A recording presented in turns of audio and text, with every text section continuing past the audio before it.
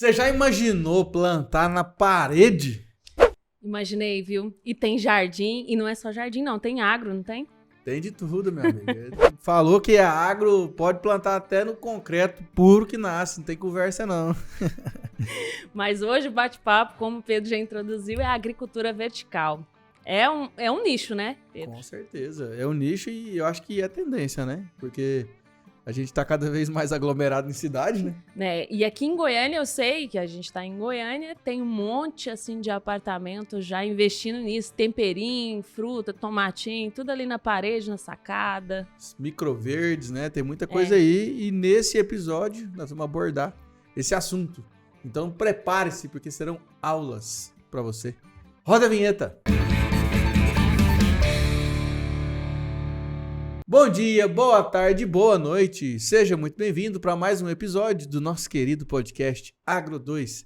Aqui nesta bancada, eu, Pedro Maia, juntamente com a minha parceira Janaína Norato, de volta. Você que sentiu minha falta aí, tive um H20N30, que eu não sei nem HB20. HB20, as gripes aí, mas estou de volta 100% aqui para começar o nosso podcast Agro 2 e o bate-papo hoje tá cheio de informação e a gente já vai começar apresentando a nossa entrevistada de hoje, que ela é graduada em Ciências Biológicas, pelo Instituto Federal Goiano, campus Rio Verde, mestrado em Ciências Agrárias e doutorado em Ciências pela Exalc USP, além de agora ela ser pesquisadora do IF Goiano, campus Rio Verde, e pós-doutoranda em projetos de pesquisa com foco na manipulação da qualidade e intensidade da luz, que potencializa o desempenho fisiológico das plantas.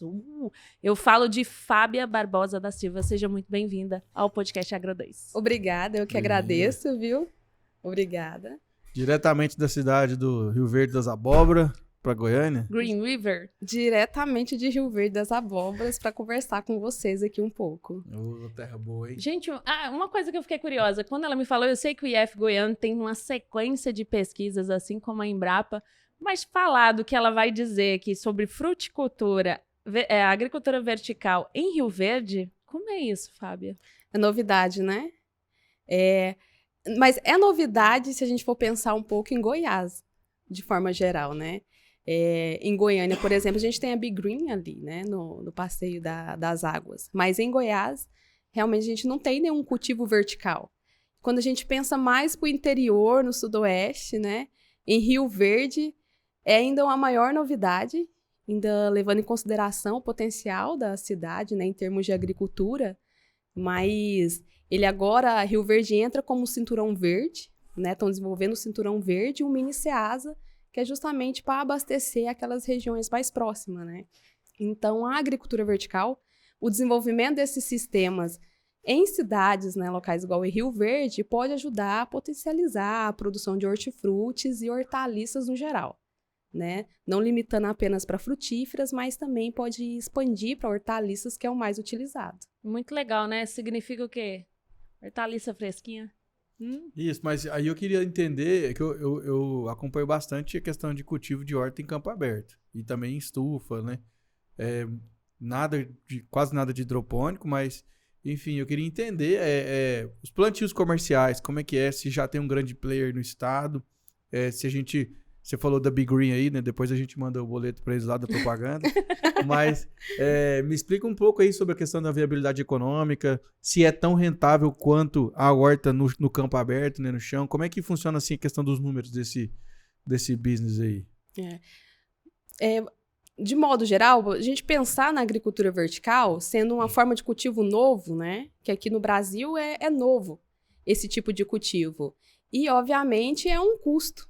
Tem um maior custo, a gente pensando aí em grandes culturas que é produzido, né, tentando aumentar a produtividade de grandes culturas, e quando a gente pensa em hortaliças e hortifrutis, que é o que demanda mais, que movimenta as cidades, né, a gente já pensa nesses pequenos produtores, né, que produzem em pequenos campos, essas hortaliças e hortifrutis.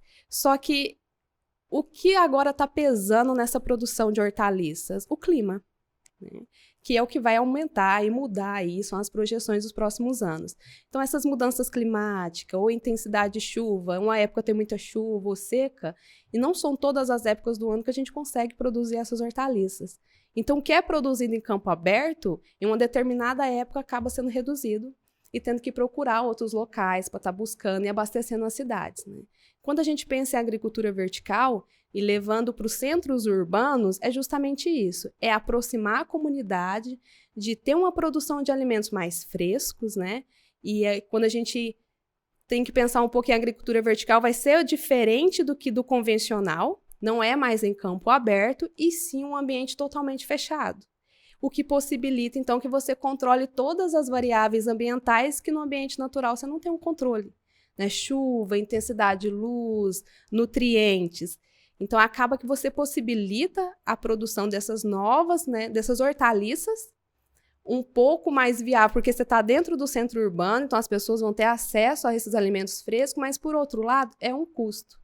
Vai ter um custo maior, Investimento, né? um investimento maior do que no convencional, porque você tem que investir em estrutura, em um ambiente fechado, em iluminação, né, adequada para que essas plantas possam crescer e produzir o ano inteiro. Aí já é um investimento bom. Água, né? E se a gente for pensar se algum produtor consegue fazer um sistema off-grid, colocou energia solar, aí você já diminui o custo de energia, né? Mas para montar de um modo inicial, você vai ter um custo, né? Bem maior do que o convencional. Só que a um longo prazo, esse custo, você consegue ter um retorno dele, né? Porque vamos pensar assim, num cultivo convencional de hortaliças, alface, não é todo ano que ele produz, né, no convencional, porque uma época do ano ele tem que parar por causa de chuva, intensidade de luz ou temperatura, porque essas plantas não vão conseguir desenvolver, né? Depende, né? Não consegue. A alface, você cultiva alface em uma determinada época do ano. O tomate também, não é? Não, dá pra cultivar o ano inteiro. Dá para cultivar o ano inteiro se você tiver uma estufa. Assim, tem manejos que você tem que adotar Isso. que são práticas diferentes da época de seca e águas, né? Isso, são esses manejos. Mas assim, ele não zera, né? Por exemplo, ele não fica assim, não vai produzir aqui, entendeu? Ele Já tem mais produz... dificuldade, né? É mais difícil, porque dá muita doença, né? Questão fúngica. Isso. Aí, tipo, em vez de entregar, por exemplo, 5 alfaces, o cara consegue entregar 3, consegue entregar E o 2. custo maior, E porque... o custo maior. Tanto é que a gente vai no mercado na época de chuva, a gente vê lá alface de R$7. Isso mesmo.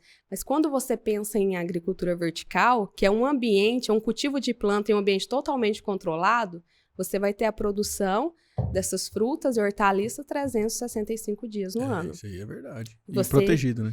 Em ambiente totalmente protegido. Por isso que você tem que ter uma iluminação totalmente artificial. Aí é o maior gasto. Na iluminação de LED. Você precisa de uma iluminação de qualidade para atender a necessidade da planta desenvolver o ano todo. Ok. E o que você pode ajudar aí a esse custo não ficar tão alto? Você diminui a dependência de solo. Né? De solo, né? De solo, nesses cultivos já convencional que a gente vê em estufa, já usa hidroponia. Né? Já é uma ótima economia no uso da água, porque é um sistema de retroalimentação. Mas na agricultura vertical você pode usar a aeroponia. Aeroponia? Aeroponia. O que é a diferença da aeroponia para a hidroponia? A hidroponia, as raízes ficam submersas na água, né? Recebendo ali a solução nutritiva, aquela água cheia de nutrientes. A aeroponia, as raízes ficam aéreas, recebendo em um determinado tempo a névoa de solução nutritiva. Você tem 95... Tipo um vapor. Em vapor. É um vaporzinho, né? Por exemplo, a cada 5 minutos, né? Tem aspersores que são ativados e elas recebem essa solução nutritiva. E nesse sistema você tem 95% de economia de água. Caramba. Opa. Temos também a aquaponia, né? Tem a aquaponia. Aí você já tem o manejo utilizando mais de um sistema de produção, né? É o peixe. De né? hortaliças e o peixe, né? No que está sendo mais utilizado agora e avançando na agricultura vertical, se a gente for pensar no mundo todo, é a aeroponia por causa da economia de água. Você tem economia de água e de nutrientes. Que legal, hein? Porque aí você já diminui, você já coloca aquela quantidade ideal de nutrientes e a planta utiliza com mais eficiência. Você já diminui o gasto com nutrientes, que no cultivo convencional pode ser hidroponia, que aí já usa um pouco mais, ou em solo, já é um gasto, né? E a gente pensando aí além desse gasto de nutrientes, fertilizantes, né? Outros tipos de fertilizantes, pesticidas. Em agricultura vertical, você minimiza esse uso. Bacana. Eu tava vendo também, Fábio, aqui, por exemplo, na China e mais os países asiáticos, é muita tendência, né? Assim, eles fazem muito. Tipo, na China, os caras pegar os prédios abandonados lá, né? E plantando. E fazer, tipo, um big de uma fazenda vertical, né, Fábio? Sim, a China, Japão, Estados Unidos, eles são um dos países que estão mais avançados em termos de agricultura vertical, né? De construir prédios e prédios para cultivo de plantas mesmo. E é exatamente utilizando esses locais que não estão tão utilizados hoje em dia, galpões abandonados. Você pode estar substituindo, né, e podendo agregar ali a agricultura vertical. Containers. Quantos containers que já não tem hoje no mundo produzindo? É mesmo. Né? E você pode colocar em locais diferentes na cidade para fornecer o alimento. Né? Até uma câmara de crescimento dentro de um supermercado é um sistema de agricultura vertical que vai fornecer alimentos mais frescos para o consumidor. Conserva, né? Que conserva mais tempo. Não, pois é, o povo já... A gente vê muito nos filmes aí, o povo planta até aqueles negócios que o pessoal fuma aí, que deixa a cabeça mais assim, cultivo indoor, né? Você já viu? Não. Cannabis sativa, nunca viu? Ah! Tem muito, o povo planta. Isso. Ixi, planta em apartamento, Em eu já vi. apartamento? Aí bota umas luzes. Poxa. Bota umas luzes. Eu não sei o nome daquela luz. Né? Luz negra, uma roxa? Não é negra. É uma luz que imita a radiação solar. É uma luz especial, assim.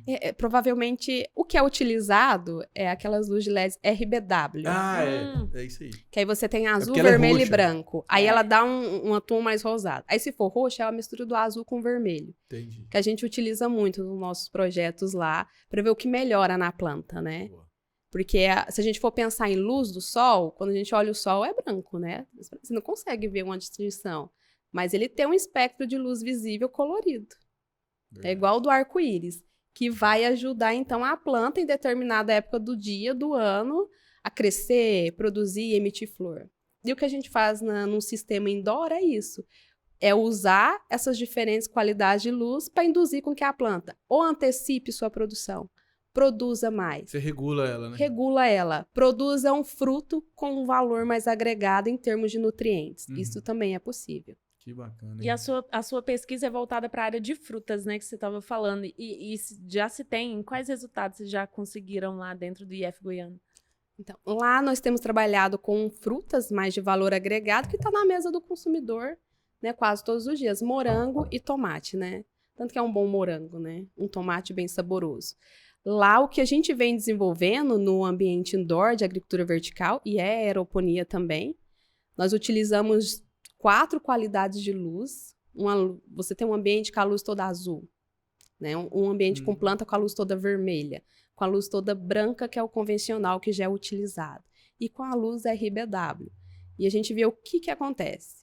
Aí, comparando aqui com o sistema de produção de morango convencional, por exemplo, quando você cultiva o morango em túneis, que é o mais cultivado hoje em dia, ele começa a produzir com 60 dias. Caramba, com 60 dias? Isso. O morango? O morango. Quando você começa o cultivo inicial ali da planta, né? Entendi. Tipo do transplantio. Do transplantio. Da Ela mudinha. com 60 dias começa a produzir. Acho que no campo é bem mais, né? É mais ou menos isso. É. Lá no ambiente indoor, a gente começou a produzir com 45. Nossa. Então, antecipou muito, porque ali a planta tinha tudo que ela precisava. Luz, temperatura, né? Água, nutrientes que ela precisava. Então, a gente já antecipou a produção. E o que a gente veio descobrindo? Quando a gente usa aquela luz RBW que você falou, o fruto fica mais doce. É mesmo. O Fica Brix mais- da fruta aumenta. O teor de sólido soldado aumenta, o grau Brix dela aumenta. Deve disponibilizar mais, né? E isso tem Porque- toda uma via regulada. Porque a doçura tá ligado com potássio, né? A doçura, assim, que eu falo, o teor de glicose, né? Com potássio. Pode ser que a luz, nesse espectro, facilita, né? A absorção, né? Ela melhora, né, a absorção desses nutrientes que ela vai utilizar. E ativa algumas vias específicas. Por exemplo, a gente viu que aumenta a concentração de flavonoides. Flavonoides que são compostos bioativos que para nós é excelente para a pele, Uhum. eliminar radicais livres. Você tem um fruto que tem Você maior fica teor mais de... novo, né? Vai ficar mais novo, mais jovem, com maior teor de flavonoides, compostos fenólicos. Isso a gente encontrou também, né? O grau Brix, por exemplo, do morango no mercado, ele chega de 5 a 7. Então, é um morango um pouco mais azedo, né? Dependendo da época. Azedo. Lá a gente encontrou até de 14. Nossa, 14 é de cana. Docinho. Docinho. Da cana é 12. Docinho. E qual que é a diferença? Não usa nenhum pesticida. É tudo bioinsumo.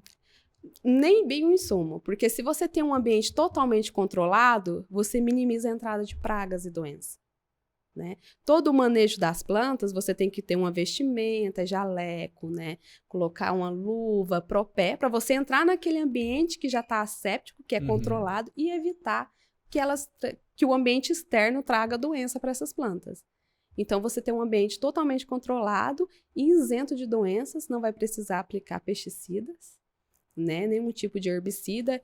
Inseticida, talvez, dependendo da época, e se não fizer um controle, né, desses ambientes, aí é necessário, mas lá nosso foi praticamente isento o uso. Então, você tem frutos mais frescos, né, mais saborosos e isentos de pesticida. A gente pensa no morango e no tomate, que são um dos frutos que mais tem pesticidas hoje em dia, né? Que é a preocupação aí do consumidor também. Então, isso já agrega no cultivo vertical também. E a adubação é tipo com uma solução hidrossolúvel?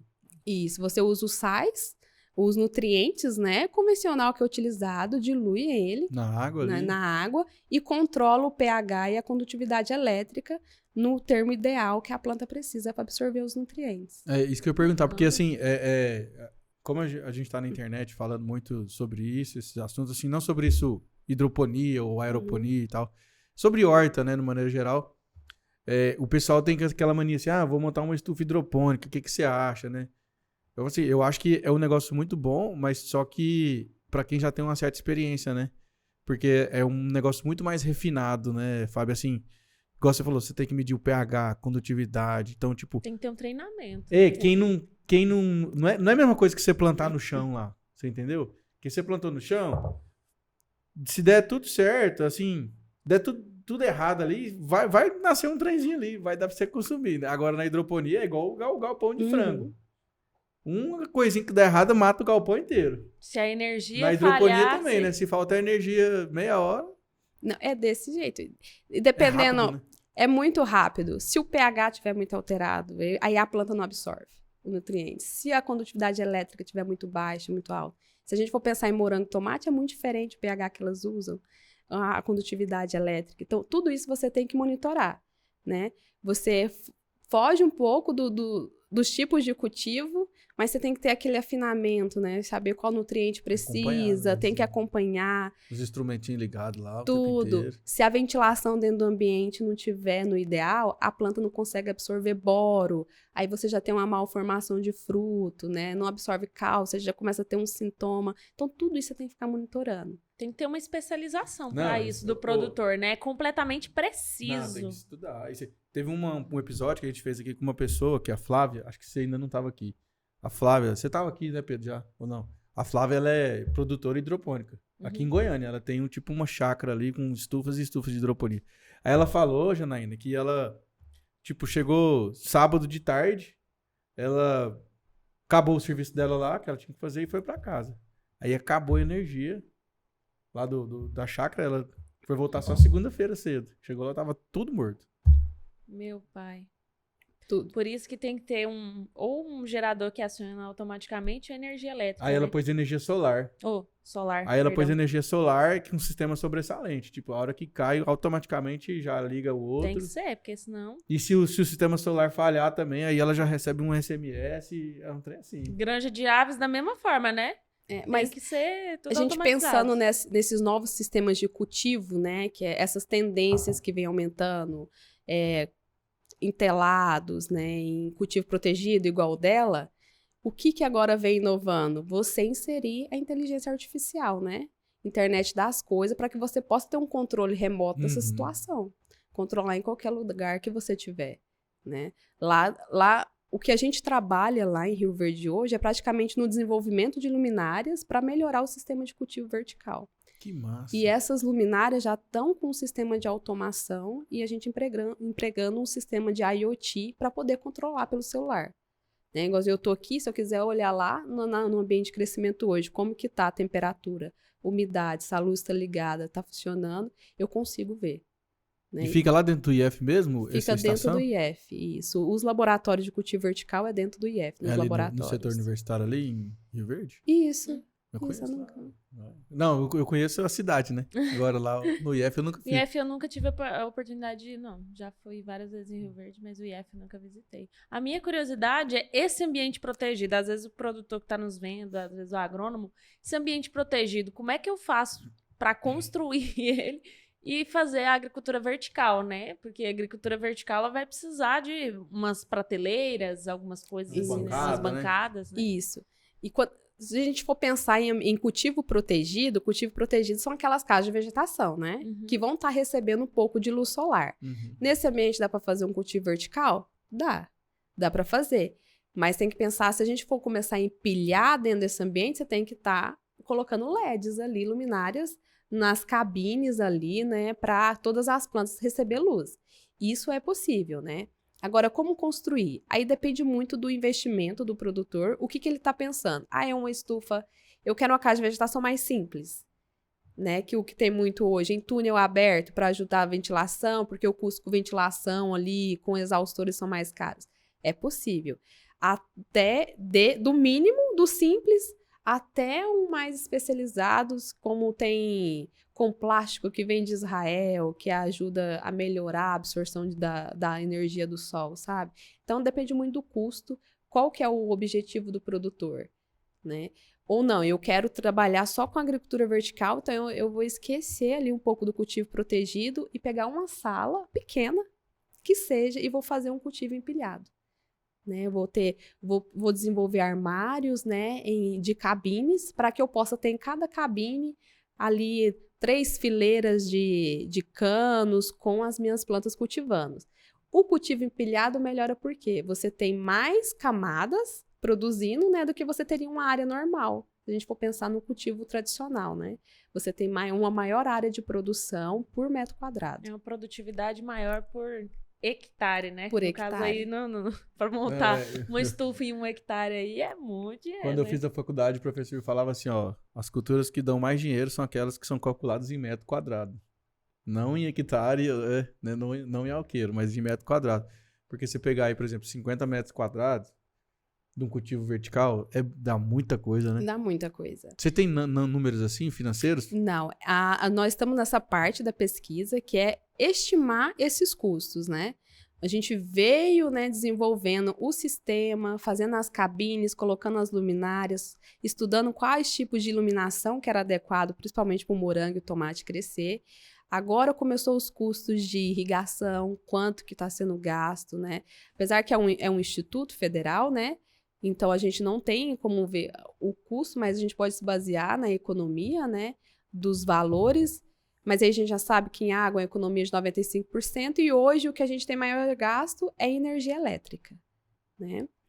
Aí, igual eu falei, se for um sistema com energia solar, você zera isso e acaba pagando o que você gastou em energia solar com o tempo. Mas em termos de nutrientes também é pouco. Mas esses custos agora a gente está tentando viabilizar para levar para o produtor, né? Porque o que mais chega para nós é isso. Aí eu estou interessado, mas quanto que eu vou gastar? Né? Qual o investimento para começar? Qual o investimento para começar? O que eu preciso? Qual que é o mínimo? Qual que é o máximo?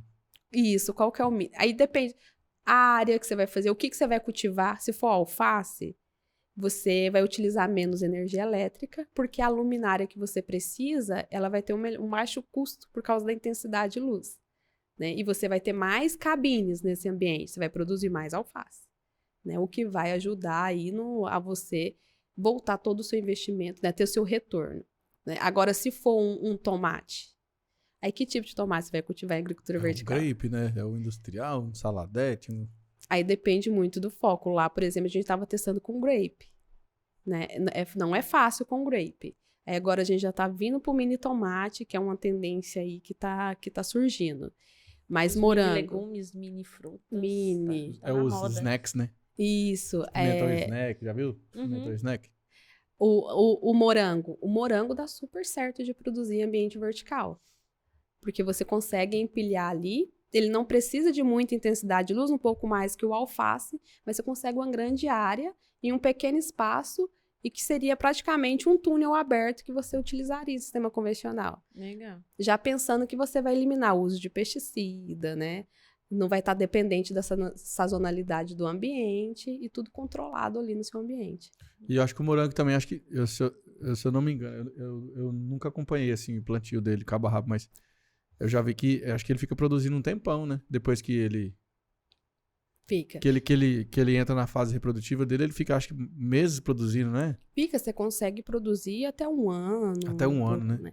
O que vai mudar na produção do morango do convencional é a época do ano. Se tiver uma época mais fria, a planta baixa o metabolismo e começa a diminuir sua produção, né? Que é normal. Aumenta a temperatura, né? Altera tudo. Tá na temperatura ideal, produz. No ambiente vertical, você consegue produzir no máximo 3 anos. Com o morango. Com a mesma planta? Com a mesma planta. Nossa, é muito. Se você, muito. se você tiver um Aumentou manejo, 2 anos? aumenta. Por causa do manejo, né? Se você tiver um manejo adequado, você pode chegar até 3 anos. 2 anos já é fato que chega. Já é garantido. Já é Nossa, garantido. então você economiza muito com muda, né, no caso.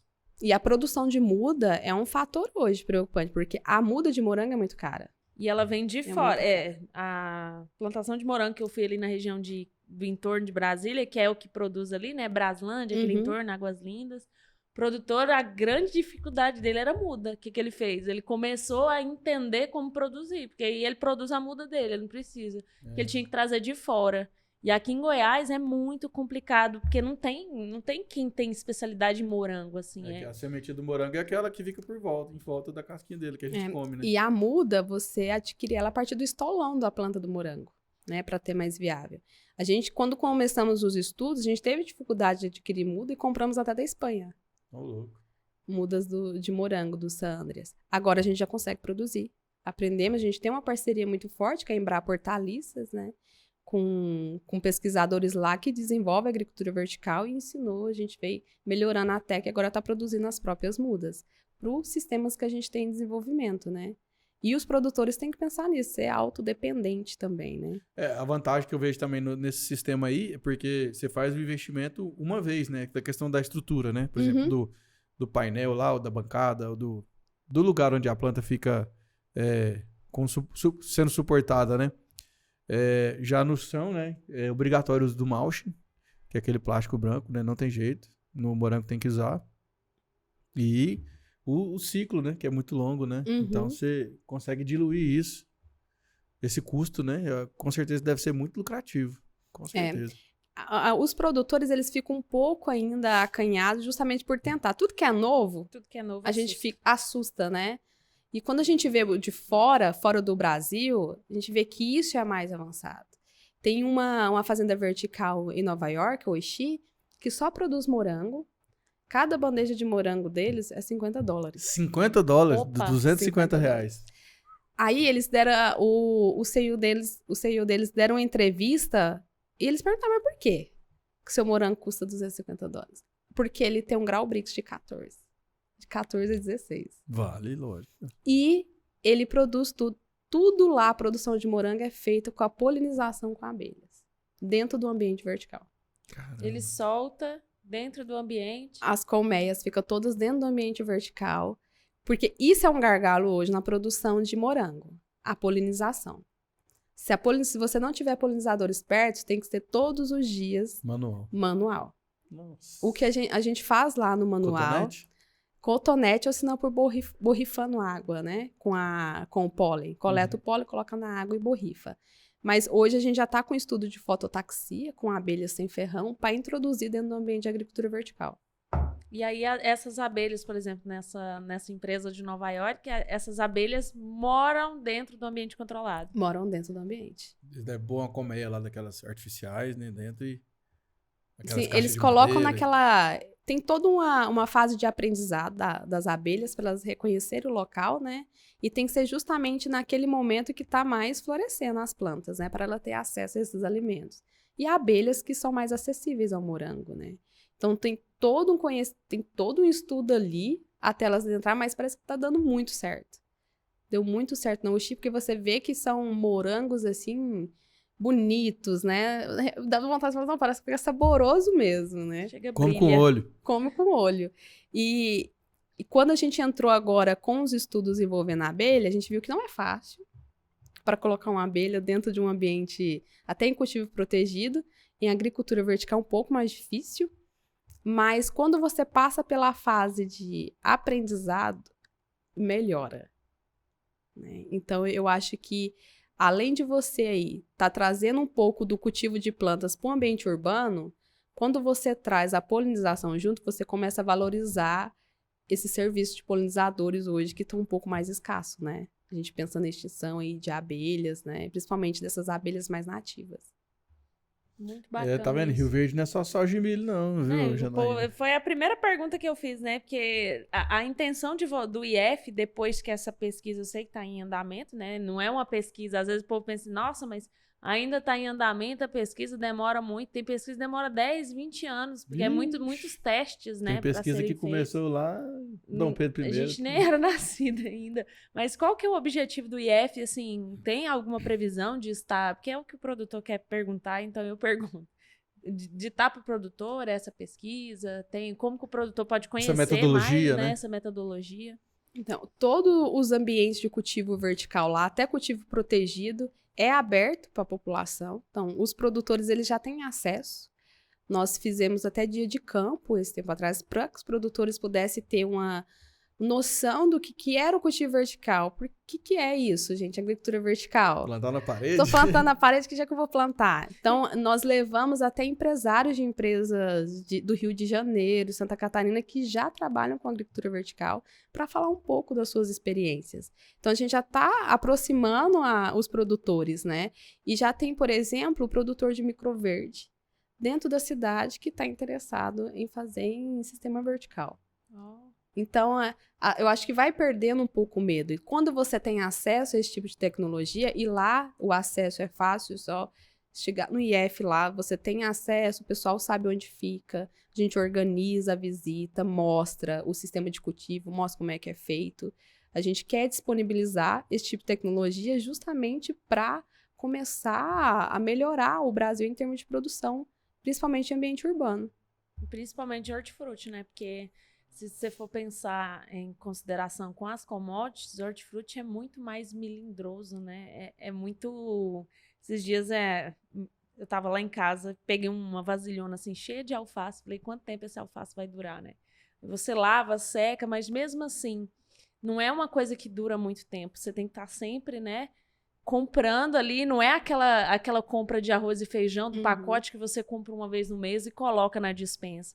Então, essa ideia de chegar cada vez mais perto do consumidor é muito válida, né? Eu até brinco, eu tenho uma menininha de 5 anos, né? E ela fala assim, mãe, compra um morango pra mim.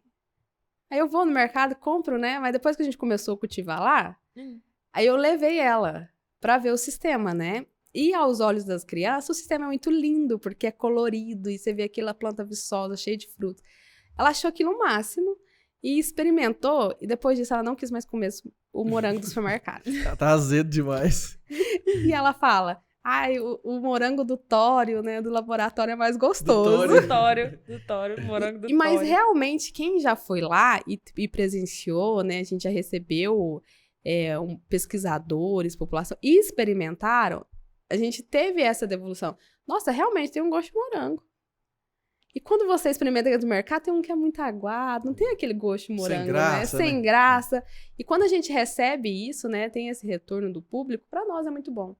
Porque é o que a gente está querendo fazer, é justamente levar um alimento mais nutritivo, mais fresco para a população, né? E a pesquisa vai trazer isso, né? Mesmo que seja um pouco lento, né? Até o pessoal se sentir confortável de se agarrar a esses novos tipos de sistema. E fora que investir em morango aqui em Goiás, já vou dar a dica que não tem muita lavoura por aqui não, muito pomarzinho não, de morango. Ali em Goianápolis, ali tem um pouco. Tem, vi. Mas Já é uma boa, ó. Tomate grape até que tem um pouquinho mais, né? Assim... Tem. Em Rio Verde, na região lá, eles produzem muito tomate grape também. Muito, Tem uma fazenda lá que eu já vi lá, que produz muito, tem muita estufa lá, produzindo tomate grape na região. Tem. A gente tá usando agora os tomates crioulos também, com a iluminação artificial, para melhorar a nutrição deles. E o que seria esse tomate crioulo? Os crioulos são aqueles tomates que os primeiros tomates ali que não tiveram tanta modificação genética, né? E por algum motivo, quando você vai fazendo a modificação, alguns genes, algumas características podem ficar perdidas que talvez hoje era necessário para você ter um fruto mais nutritivo, por exemplo. Então, nós temos lá, tomates são roxos. Roxinhos. Então, eles são ricos em antocianinas, que é um valor muito agregado para a nossa saúde. Outros tomates são um pouco marrons, né? Outros já são um pouco mais laranja, com um vermelho, um vermelho mais intenso. Que são esses tomates que não tem tanta pesquisa, mas que aparentemente no Rio de Janeiro já vem sendo usado muito a produção desses crioulos lá e é vendido muito para restaurante gourmet. Então a gente está trazendo aqui para essas pesquisas para ver o que agrega, o que a gente consegue agregar ou melhorar a produtividade desses tomates nesses cultivos hoje, nesses novos sistemas, né? Com iluminação artificial. E hoje mesmo a gente está... Hoje não, amanhã é a primeira colheita desses tomates crioulo lá. Que legal. E são muito lindos de ver. Manda foto pra nós. Quero ver como é que é. É Esse muito tomate lindo. coloridão. E manda uns pra nós comer também. Né? Tem que fazer tem que experimentar. Degustação. É a degustação, É a gente verdade. precisa dessa parte. O produtor, às vezes, ele pensa assim, mas eu não tô em Rio Verde. Eu tô longe de Rio Verde, mas eu tô em Goiás. Ou eu tô, sei lá, em outro estado. Eu tô vendo vocês aí. Queria conhecer a pesquisa. Tem algum telefone que ele pode ligar? Um site que ele possa entrar, né, Pedro? Um Instagram pra ele poder saber. Tem o Instagram do laboratório, né? Que só ter acesso a ele, deixa eu até pegar aqui. É esse que você me mandou, é o né? Live, @Live, só que é LEAV, underline, Tipo IF de Goiano, live? Live. Inglês. Underline, IF Goiano, RV. O Pedro Freitas vai colocar aqui no final, aqui, pra você ficar sabendo. Tem também o da Fábia, né? @Fabia.barbosa, tem todos. Deve postar muita coisa lá, né, Fábia, sobre isso. E até empresas que têm interesse em desenvolver e que querem criar parcerias, a gente visita também. Né? A gente recebe, faz reuniões. Nós já temos sistema vertical em Campos Lindos, numa empresa na Agrícola Verma, por exemplo, que é uma das maiores produtoras de batata no Brasil, a segunda maior. A gente já tem projetos lá com eles, né? A gente já visitou outras empresas também que têm o intuito de interesse em iluminação artificial, pensando aí eu preciso de uma planta, eu preciso para produzir batata, por exemplo, eu preciso que ela tenha num tempo mais frio, mas eu preciso de um fotoperíodo um pouco maior. E quando a gente está nessa época de inverno, o fotoperíodo é menor de luz, né? Então, com a iluminação artificial, você consegue manejar isso. Então, a empresa que tem interesse, né, algum produtor, a instituição ela é aberta para isso, né, para o público, né, para desenvolver tecnologias. Então, a gente também recebe parceiros e estamos à disposição. Tá lá em Rio Verde, se você quer saber, tem todas as informações lá. A Fábia também tem o Instagram dela que a gente passou, vai estar aí na tela. E dá para produzir de tudo, né, de hortifruti? Dá. Assim, depende, né? De hortifruti, vamos pensar de hortifruti. Muita coisa, né? Hortifruti. Seria mais aqueles alimentos, aquelas plantas de porte menor, né? Se a gente for pensar em agricultura vertical, que tem que ser verticalizado, você tem que ter uma planta de porte melhor. Porque plantar mandioca aí, né? O manejo, né? Nem dá, né? Ninguém descobriu ainda como que planta mandioca mesmo. Por exemplo, plantar alho. Dá demais. Alho, né? Dá muito certo. Engraçado é que a gente pensa, alho, mas alho? Alho é que nem mandioca, como é que vocês vão plantar em ambiente protegido? Mas é o dentinho só. Então, a mandioca ainda não se descobriu, né? Como não. Que faz. Mas batata você consegue. Batata, né? Em aeroponia ainda. Como é que faz, Batata gente? doce ou batata... A batata inglesa. Mas ela é aquela menorzinha, né? A batata, dá pra A batatona, inglesona? Principalmente é usado para produção de batata semente, em aeroponia, dá uns cachos. Olha aí. Fica parecendo aqueles cachos aí de batatinha. É porque eu fico pensando aqueles batatão que você faz batatinha frita. No aeroponia não dá, né? Na hora que ele virar pra baixo ali, não tem como, né? Ô, professora Fábia, e infoproduto, já pensou aí um curso online para essa metodologia? Ainda não.